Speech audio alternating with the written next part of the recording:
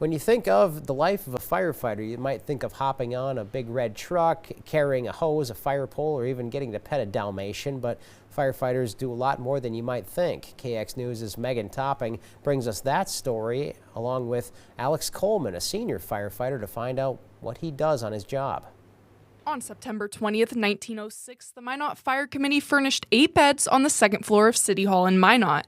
This began the legacy of the Minot Fire Department. Over the years, they have grown to more than 5 different stations around town that all respond to different areas and to different needs. But being a firefighter doesn't come with normal hours. Every day we start our day at 8 o'clock, and then we're here for the next 48 hours. And in that 48 hours, we do a bunch of different things. Besides answering calls, we train, we work out, and pretty much we live in the station for 48 hours. And then they have 96 hours off, but changing out a crew doesn't come easy. We get we call it a changeover, so we get the information from the previous crews and what they experienced the last 48 hours. And then we come in and we do our truck checks.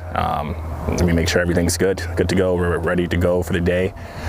We clean the station, and then we work out, and then we get ready for the day of training. When a person sees a fire truck coming down the road with their sirens blaring, they might be thinking to themselves, crews are heading to a fire. But that's not always the case. One of our sayings is train, maintain, and ready. A lot of things people don't know is that we respond to just a magnitude of different calls, whether it's water rescue, which we're doing today, hazmat, fire, EMS. We just do so many different things, so we train a lot on just so many different aspects of what can go on in the city. Tuesday, some of the firefighters were reporting for water rescue training, and they also carried out a daycare inspection, which is a good way for them to go out and interact with people in the community. There's so many daycares in the town, and those daycares range from maybe 3 or 4 kids all the way up to maybe 20 plus kids. So we just kind of go in there and just make sure everything is it's safe, that there's barriers, that there's plug blocks, just make sure everything is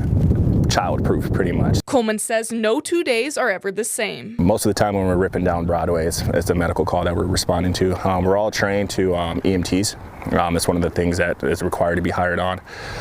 So it's a pretty interesting job. You kind of come in for 48 hours not really knowing what to expect. You can have the biggest fire of your life, or you can have a EMS call that you're not expecting. In Minot, for KX News, I'm Megan Topping. Minot firefighters are currently hiring. Also, you may not know this, but back in 1942, the department used horses in the wintertime because they said the snow was too deep at that time for trucks to get through. So the department rented horses and a sleigh and turned that into a fire wagon to respond.